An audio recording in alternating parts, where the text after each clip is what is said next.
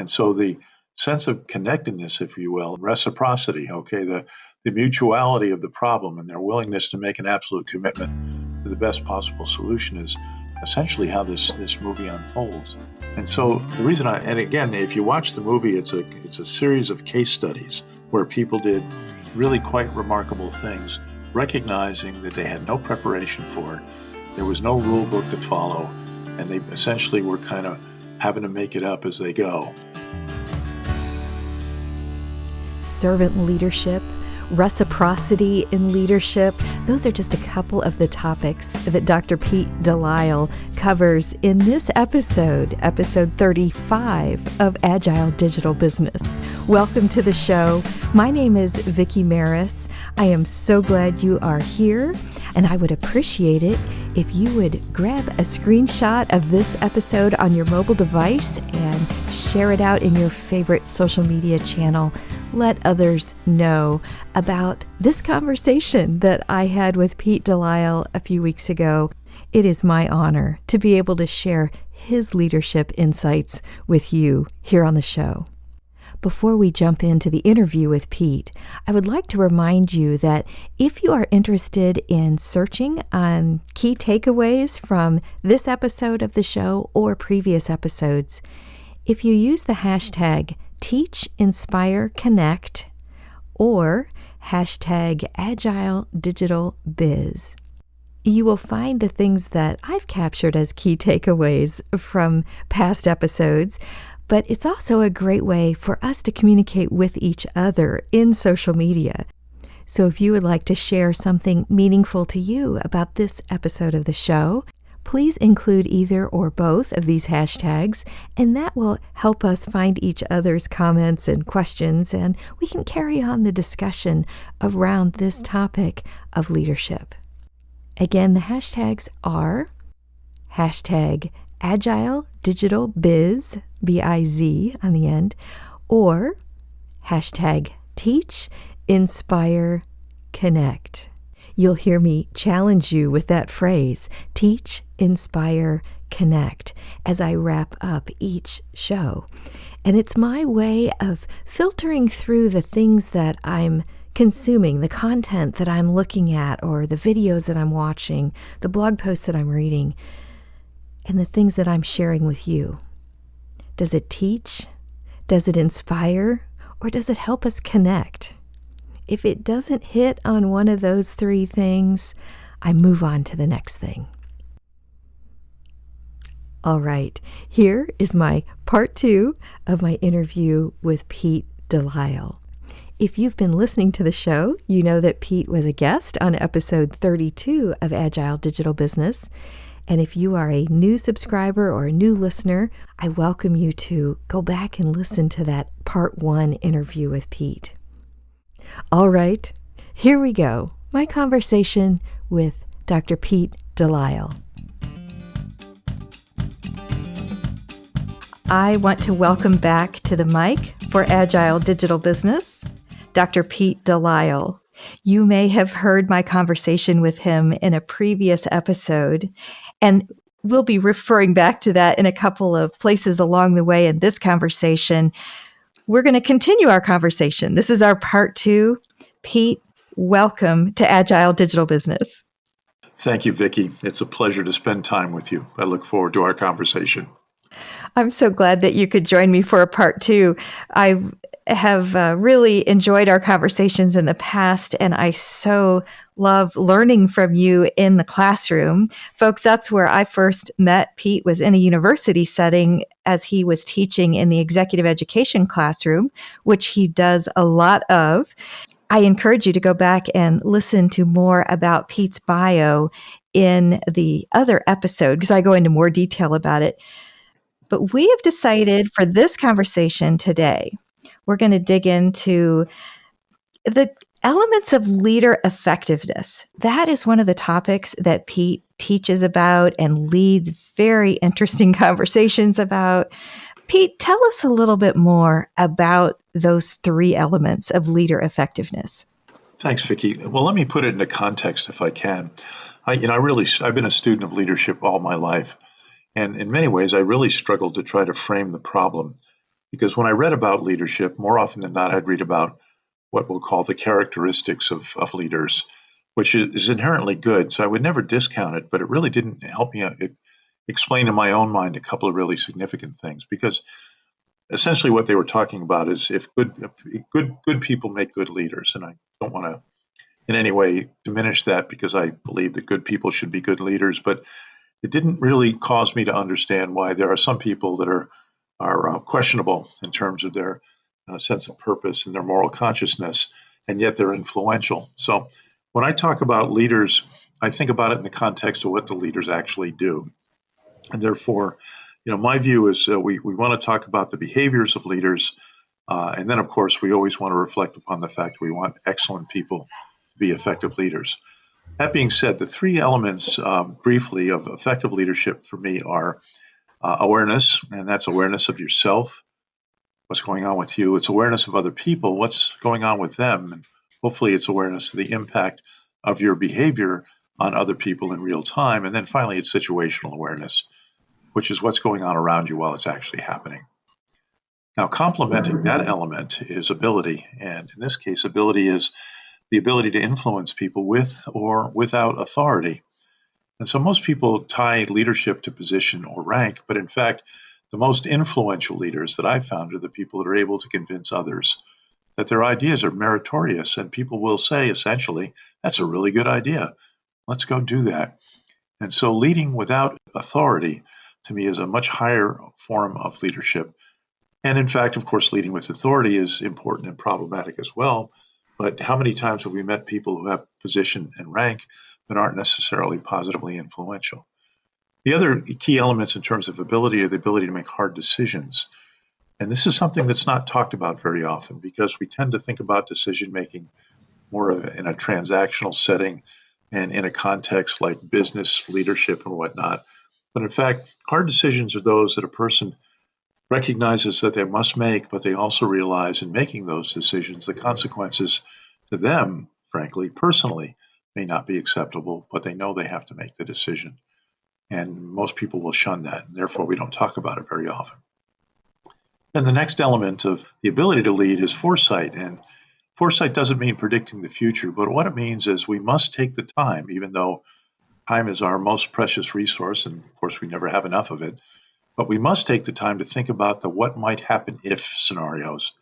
Now, you can't predict the future, but developing the capacity, the ability, the readiness, if you will, to embrace complexity and deal with change as it emerges, especially when things are what I'll call discontinuities, where things go from relatively simple to really, really complex instantaneously, is foresight is a leader behavior that causes a person to develop this sense of preparedness in order to deal with these circumstances and situations.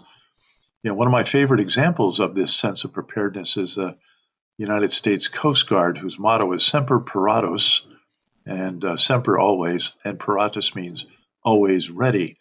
And so the whole ethos of the Coast Guard is we've got to be prepared to do something that is extraordinarily difficult, life-threatening, but our role and responsibilities are to be there to save the lives of others, even though we're not certain about the outcome for ourselves.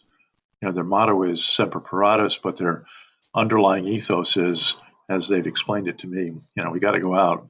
We don't have to come back, which means they're constantly willing to take the risk to do so.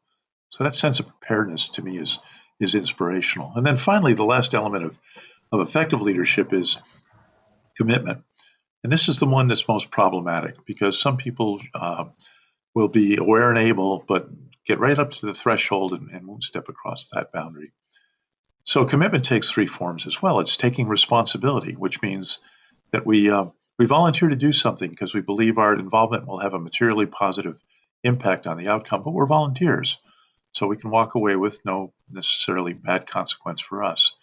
Whereas duty, which is the next level of engagement, is making a commitment to the rightness of the outcome, taking responsibility, but ensuring that there's a positiveness to the outcome, even if you act against your own self-interest. So that's a sense of duty.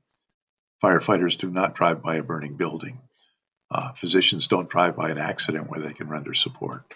That's the kind of sense of duty I'm talking about, and of course the Coast Guard. And then the last one is reciprocity, and this is the one that's kind of top of mind for me right now, Vickie. Reciprocity is essentially taking responsibility past the point of duty and thinking on a larger scale where our behavior is such that we see other people's rights as our responsibility. And at this particular moment in time, in our culture and in the world, reciprocity is probably more important than some of the other elements that I've described. Hopefully that helps frame the problem about leader effectiveness for you. You need all three. I agree. I was thinking as you were describing those that when people are embarking on their career and I'm thinking of some sort of a business career and Sure. thinking that they would like to move into a leadership role. I'm not sure those are all top of mind for people. And I'm speaking for myself in this moment.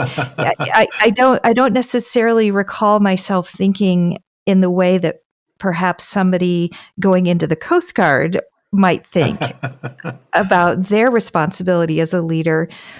Do you, have you had any experiences with that as you've been moving through your career, or have those roles that you just described, those elements of a leader, have those kind of come along as you were developing as a leader?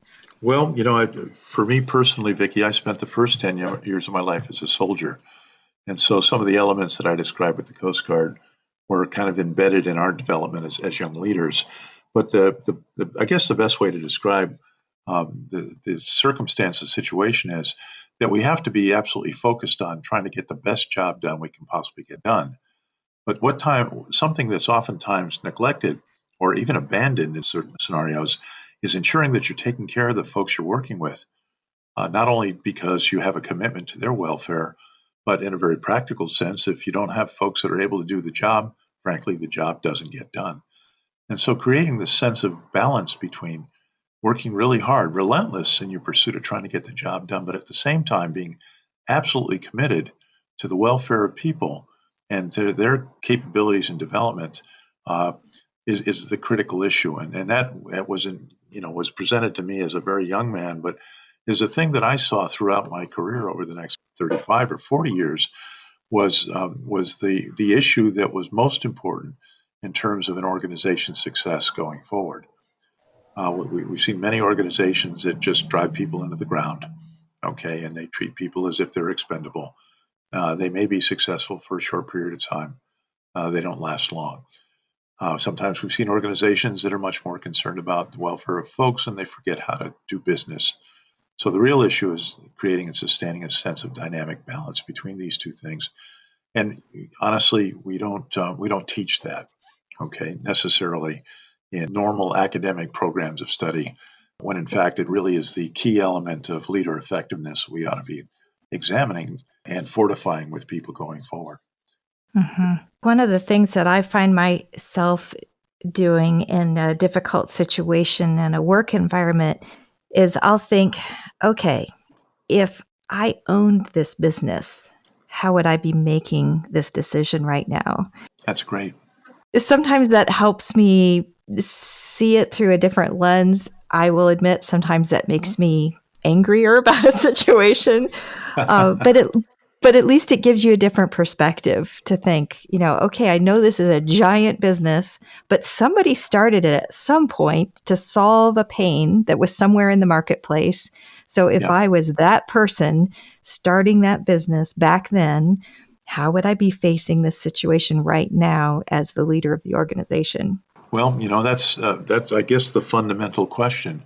A lot of people talk about risk and reward, and sometimes the algorithm that they think is that the higher the risk, the higher the reward. That sometimes causes people to think purely in the fashion of financial management model and return on investment and those types of things.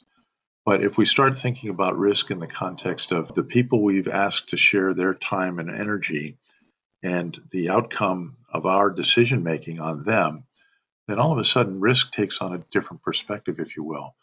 Because when you invite somebody to come work with you, essentially you're asking them to lend their time to you, but you're also asking them to take some risk along with you. And frankly, we ought to be willing to share those risks with people and have open conversations with them. And then oftentimes a decision made amongst a group of people trying to get a job done actually comes up with a significantly better solution for everyone going forward. I don't know if that makes sense or not, but I've always found that involving people in the process and communicating clearly and helping and recognizing that they have an active contribution to make, as they have in the past, to what we'll do going forward is one of the ways we work through this thing effectively. Thank you for sharing that. I would love it if you would. I'm not sure if we could exactly tie what we've been talking about to the example of that you have shared about the movie.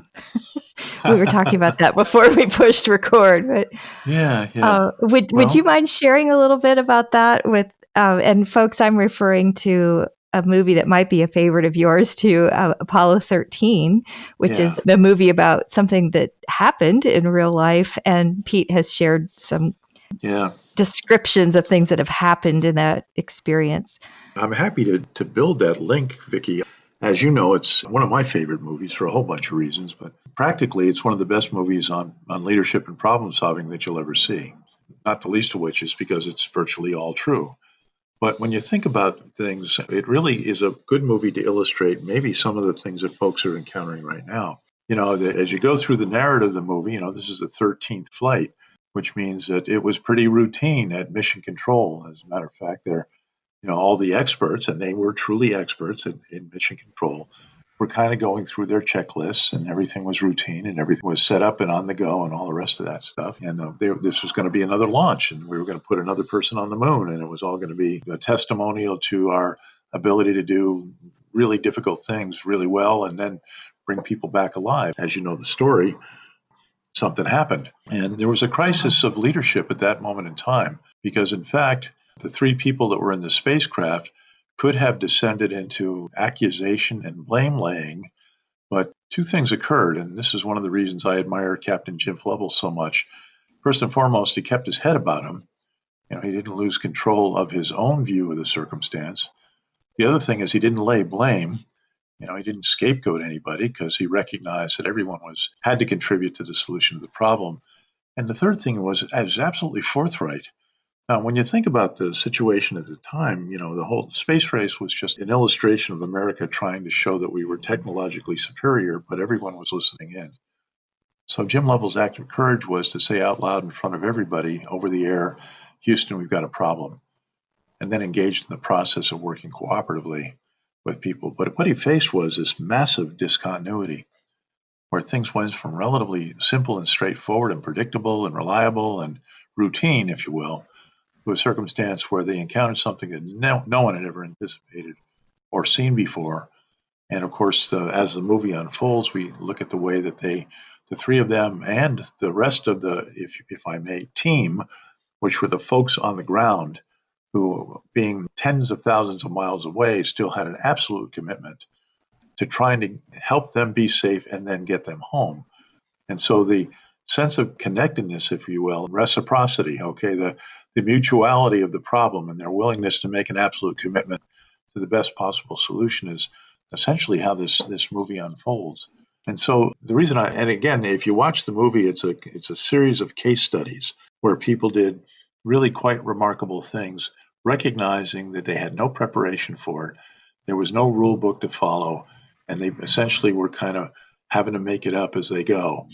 That's actually one of the brilliant things because it speaks to these issues that we're facing now about circumstances where we face these discontinuities where things were relatively predictable and now they're not. And actually, how do we step up and how do we embrace those things? And so I don't know if that makes sense or not in the context of what we're talking about, but it's a really great illustration of how people, intelligent and honest people, were very forthright in attempting to solve a problem. And of course, they were successful. They got him home safely. I've always appreciated in watching that movie how there was a lot of creative thinking that went on and quick thinking. And I love the fact that they had an astronaut back on the ground who was supposed to be on the flight. Yeah. And I know that was maybe circumstance, maybe God intervened there, but I felt like he was really a key player in his ability to work through that simulator and help Yeah. them come up with solutions. So I'm not sure if I've done a great job of tying that into what you have just shared, but that's one of my favorite parts of the movie. I'd like to break into our conversation for just a moment and remind you that I have coaching opportunities available for you, both one-on-one coaching and also group coaching. The 2 group coaching sessions I have coming are in the platform mastermind.com. If you search on my name, Vickie Maris, in that platform, you will find several different opportunities that I have available for you. One of the group coaching sessions I've designed for you is specifically for those of you who are interested in getting better engagement in your Facebook Lives and other types of live streaming events that you are holding to help better connect with your customers or your students. Another one that I have on the books is another 3-session group coaching around the topic area of social media and getting started in social media. I realize it's been around for quite a long time, but I continue to run into folks who are interested in how to make that transition where you're not just posting what I call billboard type of posts for your business or your organization, but you're truly engaging with your following in social media. Those are the topics that we cover in that intro to social media, how to get started for your business in a way that will help you engage with your customers in the social media channel that is a best fit for your particular organization. I also have a static course available. That means it's a self-study type of a format. That self-study course is one I have recently updated with new videos and new content. It's about how to create your own series of talking head videos, or we also call them direct-to-camera videos, that you can use in your course content if you're creating your own course.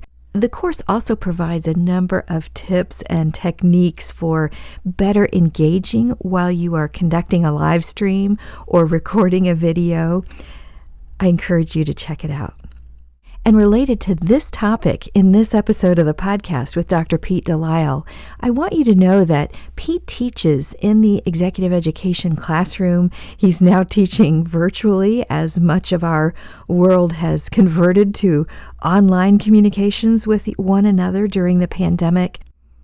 If you are interested in learning more from Dr. Pete DeLisle, if you send me an email at agiledigitalbusiness@gmail.com, I will forward that over to Pete and he can let you know where he's going to be teaching next. You picked a perfect example, though, because now we're talking about this sense of commitment to other people. And Ken Mattingly was on the ground because he thought he had measles, and he didn't. But ironically, and again, you see the hand of God now, he was the only human being who had worked the simulator often enough that he actually knew how to reprogram the simulator to devise ways to help them survive 50,000 miles away. And there was an intimacy in terms of his connectedness. And one of the classic lines in that particular scene was he had been working now for 28 straight hours to try to figure out the algorithm. And one of his colleagues said, "Ken, you got to get some rest." And he said, "They're not sleeping. I'm not sleeping." Because he wanted to be able to come up with a solution that was reliable with the same degree of deprivation that his friends were facing. And that sense of connectedness and commitment to the other was inspirational to me.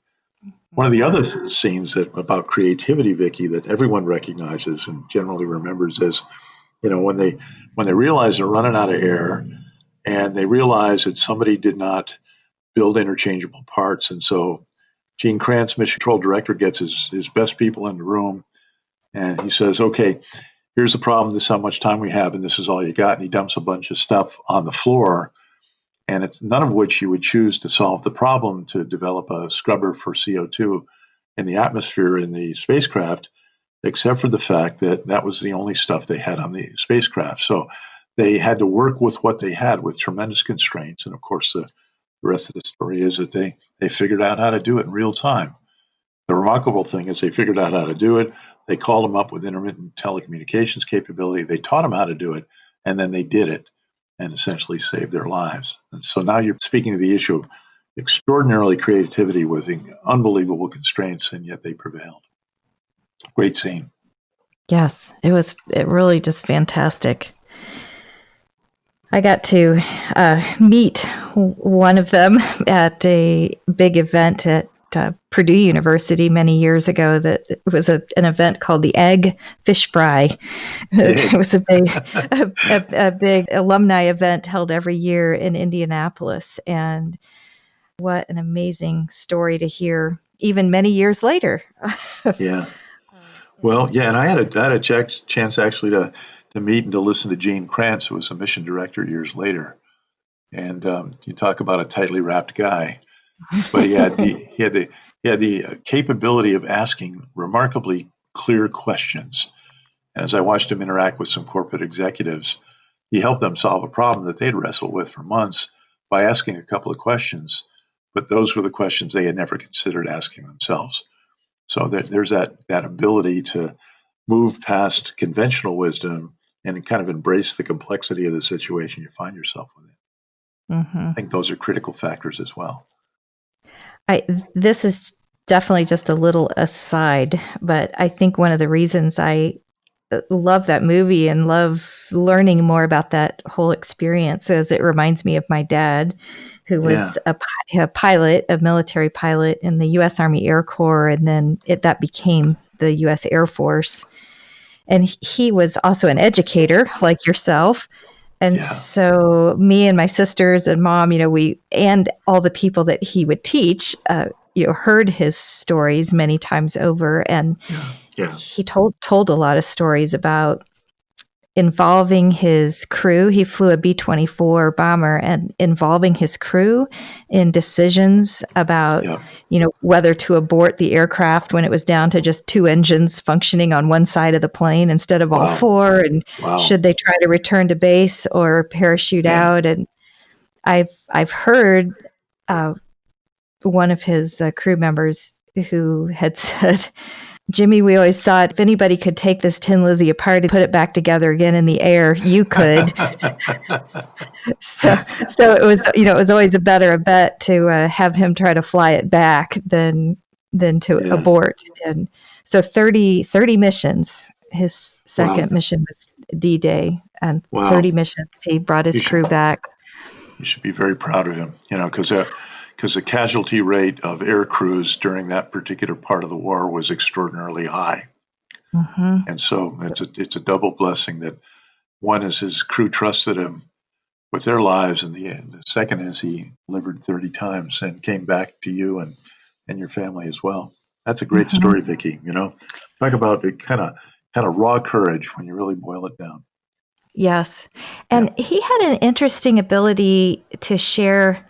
Like, I remember him tying in one of those stories when he was telling me that there are times, even in the military, and I don't know, you're a military veteran, maybe you will cringe when I say this, but times when rules need to be broken too, in order to lead your crew to safety.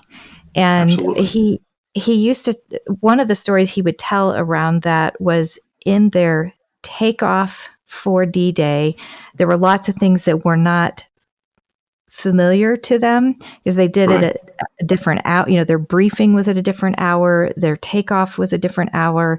They were told to take off in radio silence and with all lights off. And they go up and they join in a formation with other B-24s.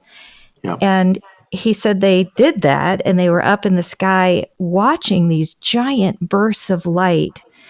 And they realized what they were watching were B-24s colliding in the air and exploding.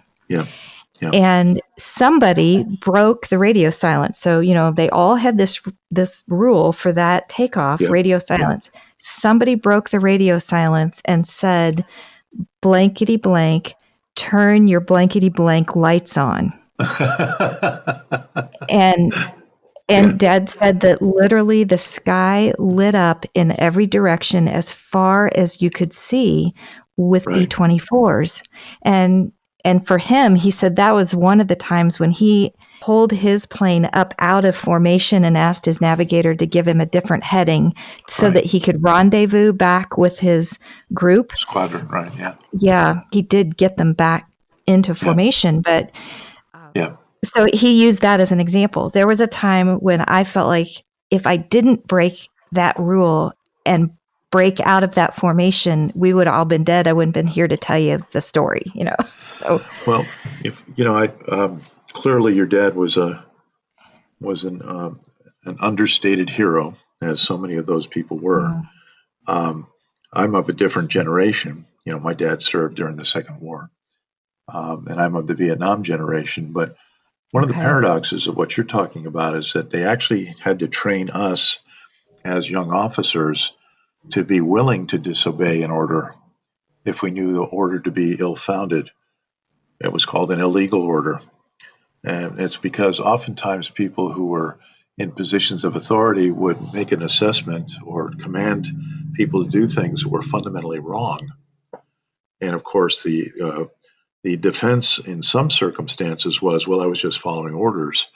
But, in 1969 and 70, we actually had, as cadets, long conversations about the fact that if someone in a position of superior rank gives you a direct order, and you know that order is compromised because it's reprehensible, it's a morally unconscious order, if you will, or it's an unnecessary order that would risk people's lives for no apparent reason, then you have to have the courage to disobey the order. So that's the same circumstance, but a little different level of intensity because, of course, in Vietnam we were fighting a war that was problematic to begin with, but they were attempting in some degree of sensitivity and foresight. Back to my other conversation, and the whole idea of how situations change, and so an order that might have been rendered based upon the current nature of the situation was essentially wrong. That generated a totally different ethos in terms of how leaders made decisions, because it was the person on the ground who had to sometimes do what they thought to be right at that moment in time. That's very interesting. So was that something that you were taught when you were in military training, or did that kind of thing unfold as you were out already a soldier? Well, at age 19, we had long conversations about that in preparation to be commissioned, because people's lives a year or so later were going to depend upon our ability to make sound decisions. So that was they attempted to present that to us, but then of course there were those moments of truth where you were confronted with making a decision and making your assessment, and in some cases you might even risk your career based upon your willingness to, well, in this case, disobey an order.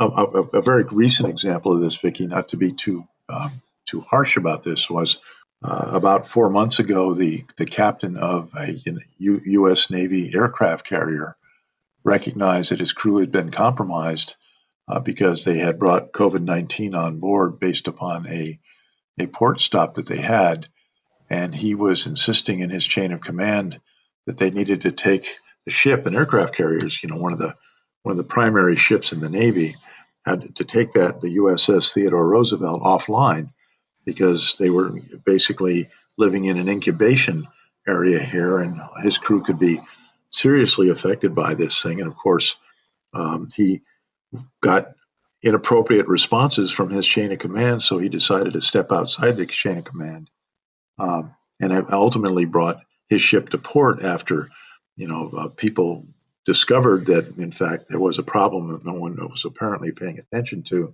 And of course, the Navy decided to relieve him, which terminated his career after, 30 years of honorable service commanding one of the most important ships in the Navy.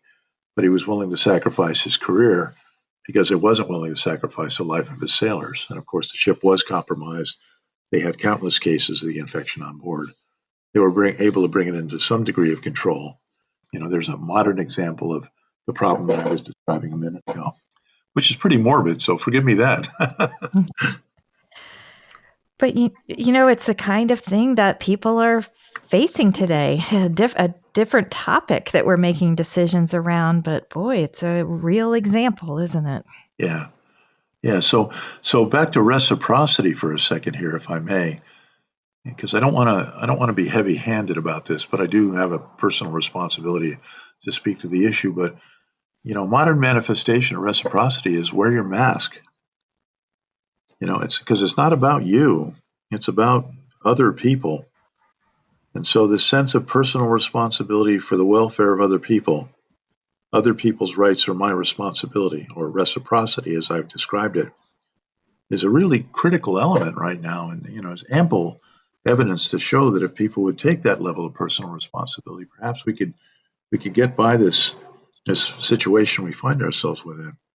Mm-hmm. And yet, at the same time, we see this profound courage demonstrated by caregivers, by health workers, and on the other, the docs, if you will. But the other extreme, of course, are people that are in your grocery store, that are coming in contact with folks. And for those persons that have no sense of moral consciousness about the impact of their behavior on others, it is problematic. And I certainly wish we had some ability to influence this on a larger scale so people would take responsibility for protecting the rights of other people. Mm-hmm. Yes. And that one step just seems like such a simple one that we can do. Well, in The Princess Bride, Fezzik, the giant, asks Wesley, Pirate Roberts, why he's wearing a mask. And Wesley said, well, it's very comfortable. I think many people will be wearing masks in the future. Sorry, that was facetious. But maybe on a lighter note. I need to go back and watch that movie. It's been a long time. It's not a face mask, by the way. It's a Zorro mask. You can Google it. You can get a quick YouTube image of it. Don't worry. Okay. Oh my gosh. All right, everybody, you now have 2 homework assignments. Watch Apollo 13 and watch Princess Bride.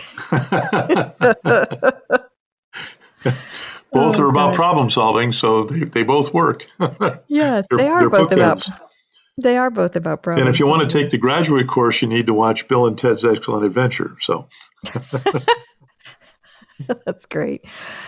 Well, gosh, Pete, I want to respect your time. We are getting towards the end of what we had agreed to in terms of time. Is there anything that you would like to add as we wrap up our conversation today? Well, Vickie, again, it's always a pleasure spending time with you, and you forced me to think about things that in many cases I've not really fully articulated. Our conversations have been centering around leadership, and one of my earliest comments in our conversation today was it's about influencing people, and it's not about rank, and it's not about position, and it's not about power. It's about the willingness to suggest to other people that there might be better ways to solve problems or different ways to approach circumstances and situations. And frankly, that makes each one of us a leader if we choose to do so. And so making the commitment to bring positive influence to bear, I think, is a message I like people to carry forward. And thanks for the opportunity to talk with you about these things. Yes, you are very welcome. I thank you for spending your time with me and with my listeners of Agile Digital Business.